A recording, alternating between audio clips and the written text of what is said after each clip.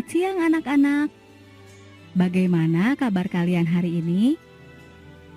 Baik, Bu.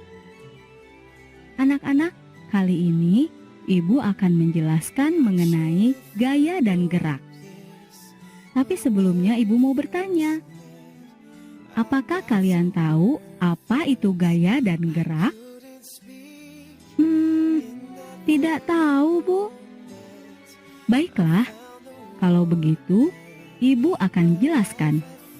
Kalian perhatikan ya. Dalam kehidupan sehari-hari, banyak kegiatan yang kita lakukan berhubungan dengan gaya dan gerak. Contoh, saat kita membuka atau menutup pintu. Gaya adalah tarikan atau dorongan yang dapat memengaruhi keadaan suatu benda. Gaya dapat mengubah posisi dan arah gerak benda. Gaya juga dapat menyebabkan gerak benda semakin cepat, semakin lambat, atau berhenti. Besar kecilnya pengaruh gaya terhadap gerak suatu benda dapat kita ketahui melalui pengamatan model jungkat-jungkit dan ketapel.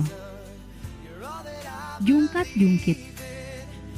Papan jungkat-jungkit memiliki titik tumpu yang berada di tengah. Kemampuan jungkat-jungkit untuk bergerak naik dan turun bergantung pada besar beban yang diberikan dan jarak beban dari titik tumpu. Untuk lebih jelasnya, perhatikan contoh berikut ini. Satu benda yang ditempatkan di setiap ujung akan memiliki berat yang sama, sehingga jungkat-jungkit dalam keadaan seimbang.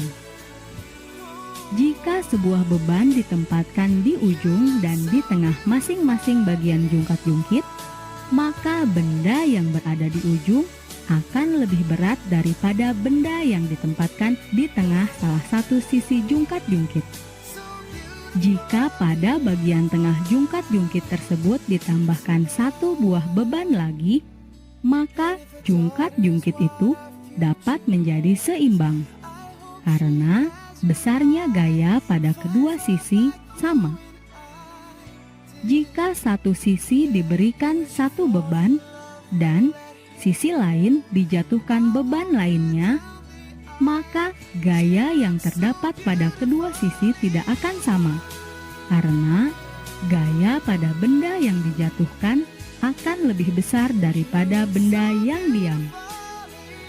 Jika benda yang kita jatuhkan lebih besar lagi, maka gaya yang diberikan pada jungkat-jungkit akan semakin besar, sehingga benda pada sisi lain yang diam dapat terpental. Ketapel. Ketapel merupakan alat yang digunakan untuk melontarkan batu. Prinsip kerja ketapel sama dengan prinsip kerja pegas. Dengan prinsip kerja tersebut, ketapel dapat melontarkan kerikil dengan kencang. Saat menarik ketapel, kita memberikan gaya otot pada karet sehingga karet akan memanjang. Pada karet terjadi gaya pegas. Gaya pegas pada karet sebanding dengan gaya otot yang diberikan. Saat ketapel dilepaskan, karet akan memendek. Gaya pegas pada karet akan membuat batu yang berada dalam kalep akan terlontar. Bagaimana anak-anak? Kalian sudah paham apa itu gaya dan gerak? Sudah, Bu Guru. Bagus sekali. Kalau begitu, sampai bertemu lagi pada bab berikutnya ya.